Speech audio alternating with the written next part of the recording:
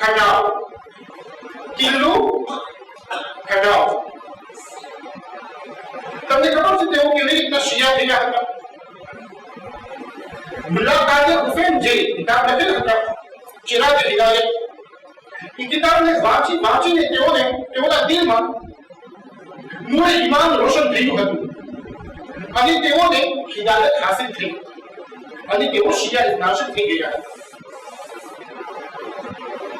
આ જે કિતાબ હતી મુલ્લા કાદર હુસૈનની ચિરાગ હિદાયત, એ કિતાબને મુલ્લા કાદર હુસૈન ગુજરાતમાં મોકલેલા હતા, મસ્કત ઓમાનનું જે કેપિટલ છે અહીંયા મોકલેલા હતા, મોરિસ મોકલેલા હતા, ઓપનગર મોકલેલા હતા, અહીંયા સુધી કે શીન મોકલેલા હતા. આજે કિતાબના હસ્તક જે તબદીલ થાય તમને ગઈકાલે કીધો હતો એ કહેવાય કલમનું જિહાદ, જિહાદ કલમ. એટલે મુમિનીન મને એક વાત કહેવાય કે એ જમાનામાં જે ખોજાઓ હતા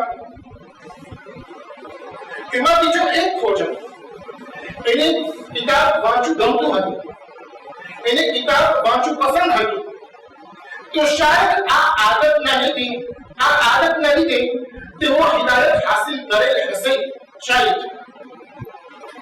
અને જેઓને એ વખતમાં જે ખોજાઓ હતા એમાંથી જો એક ખોજાને કિતાબ વાંચવું નહોતું ગમતું, તો શાયદ એ આદતના લીધે તેઓ હિદાયત હાસિલ નહીં કર્યા હોય શાયદ. કિલ્લું ખટાવ સારા જાહેર તબલીગ કરતા ઉભા કરો આપણે તેને છાતી ખોલીને,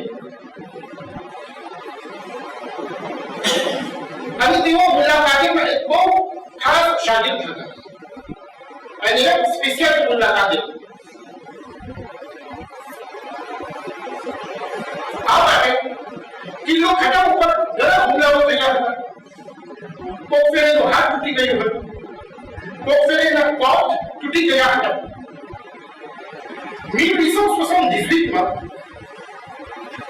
કિલ્લો ખટાવનો એક મોટો ઝઘડો થયો, વિરુદ્ધ પક્ષના એક હોદ્દેદાર સાથે મોટો ઝઘડો થયો. એ ઝઘડાના નતીજામાં કિલ્લો ખટાવને સરકાર તરફથી ફાંસીની સજા દેવામાં આવી. આ કોઈ બનાવ છે, આપણા પાસે ટાઈમ નથી કે આપણે ડિટેલમાં જઈએ, પણ એ ઝઘડાના નતીજામાં કિલ્લો ખટાવને બ્રિટિશ સરકાર તરફથી ફાંસીની સજા દેવામાં આવી.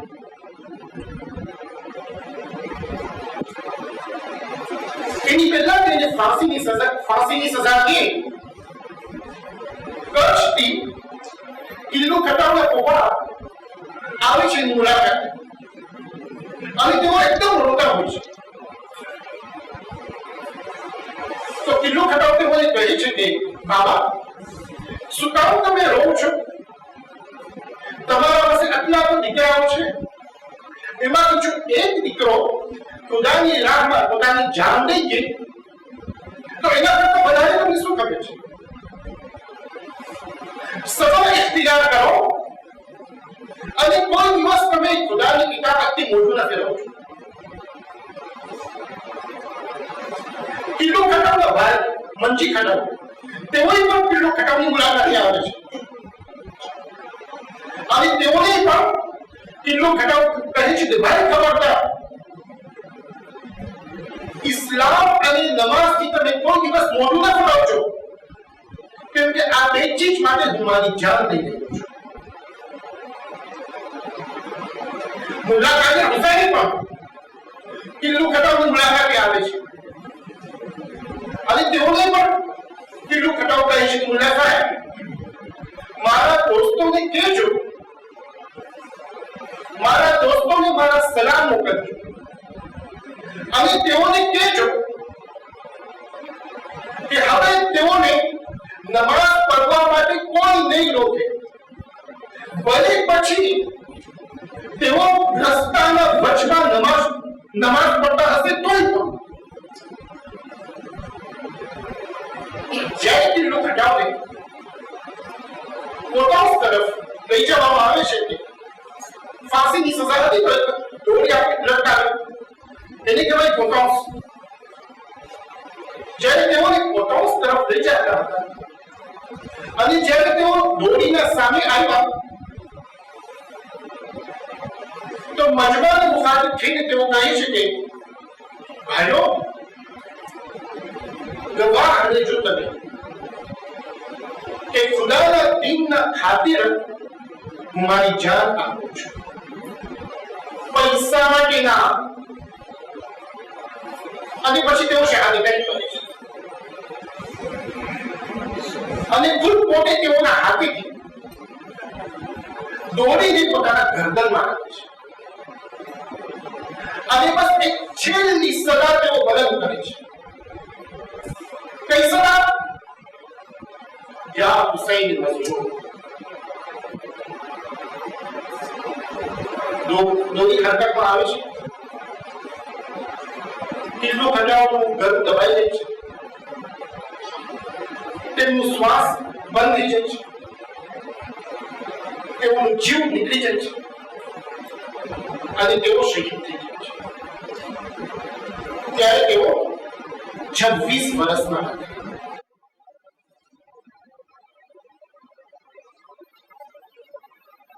આવું કેની વાત કરું છું? કોઈ ઇમામના અસહાબની વાત કરું છું? કોઈ મરજાની મુશ્કેલની વાત કરું છું? આપણા પરદાદાઓની વાત કરું છું. આપણા પરદાદા 100-150 વર્ષ પહેલાની વાત છે. આવી રીતના એ લોકો શહાદત આપે તાકે આ દીને હક આપણા સુધી પહોંચે. મુમિની ઘર બદલાવું કે રમતની વાત નથી. જ્યારે ઇન્સાનના દિલમાં ઈમાન ભરપૂર થઈ જાય છે, જ્યારે ઈમાન ઉછળતું હોય ત્યારે પછી ઇન્સાન ધર્મને બદલાવે છે. કેમ કે ત્યારે પછી એને એક સત્તા પણ શક નથી હોતું એના નવા ધર્મ બનાવે. એક છેલ્લું બયાન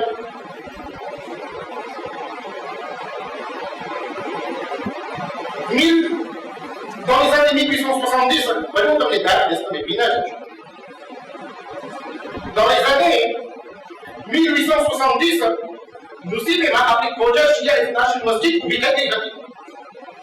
અલીભાઈ ઠાકર તરફથી વકફ કરવામાં આવેલ હતી. 1880માં ઝાંઝીબારમાં આપણી મસ્જિદ ઊભી થઈ ગઈ હતી. 1892માં કરાચીમાં આપણી મસ્જિદ ઊભી થઈ ગઈ હતી. 1899માં મરબામાં આપણી મસ્જિદ ઊભી થઈ ગઈ હતી. 1899માં મહેસાણામાં આપણી મસ્જિદ ઊભી થઈ ગઈ હતી. હજી સુધી મુંબઈમાં આપણી મસ્જિદ ઊભી નથી થઈ. હજી મુંબઈથી તો ગતિ શરૂ થયું હતું. મુલ્લા કાદર હુસૈન તો મુંબઈમાં હતા. શું કહું તમને? એટલી રૂકાવટો હતી. અહીંયા સુધી કે કેસ અદાલતમાં ગયો, અફેર ઓફ જસ્ટિસ, કે ખોજા શિયા ઇસ્લામની કોમને રજા ન દેવામાં આવે કે તેઓ એક મસ્જિદ બનાવી ખોજા મોકલતા. પણ અલહમદુલિલ્લાહ તેઓ હારી ગયા આ કેસ અને 1901માં ખોજા મોકલતા કે ડોંગરીમાં આપણી ખોજા શિયા ઇસ્લામની મસ્જિદ ઊભી થઈ. પણ તમે જો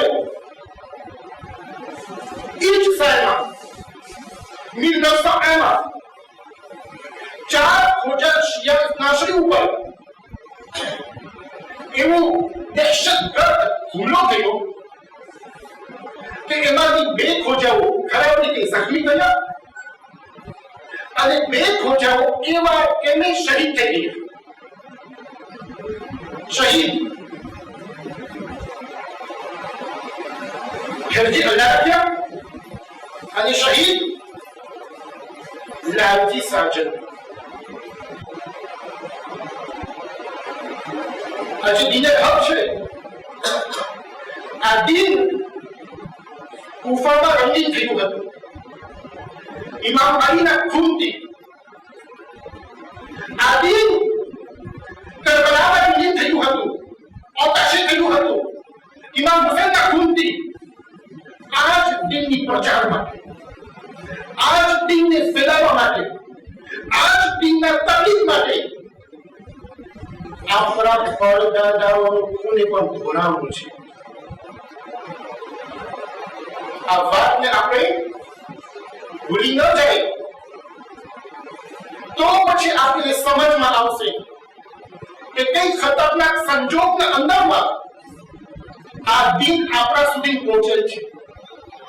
અને પછી આપણને અહેસાસ થશે કે કેટલા આપણે નસીબદાર છે કે આ દીને હક આપણા સુધી પહોંચેલ છે. ઇન્શાઅલ્લાહ બીજું બયાન બીજી ફેરે વમા અલૈના ઇલ્લા બલાગ وآخر الدعوانا أن الحمد لله رب العالمين ربنا تقبل منا إنك أنت السميع العليم بسم الله الرحمن الرحيم إن الله وملائكته يصلون على النبي يا أيها الذين آمنوا صلوا عليه وسلموا تسليما.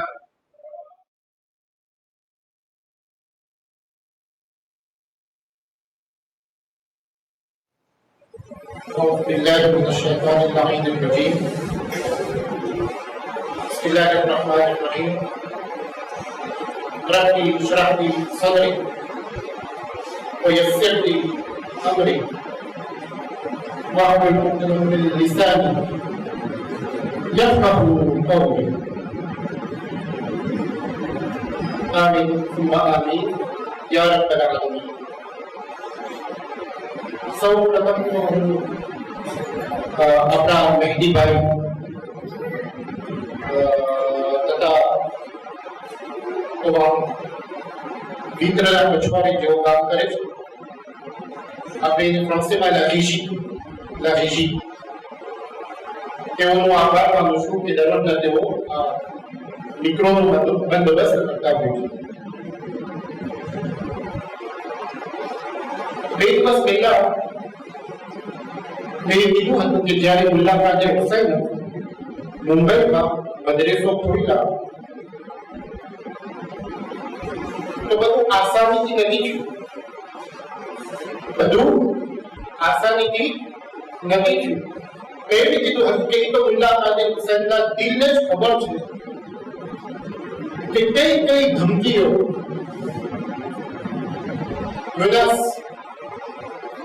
કઈ દબાવ પ્રેશર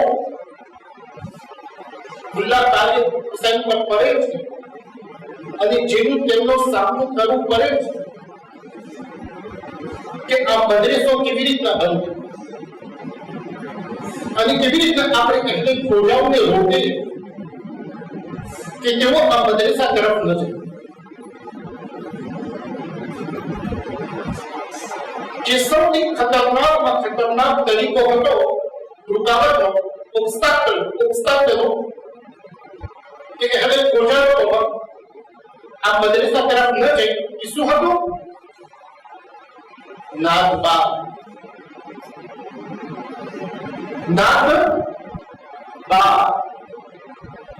એટલે તમે જો જ્યારે મુલ્લા કાજી હુસૈન આવ્યા અને મદ્રેસો ખોલ્યા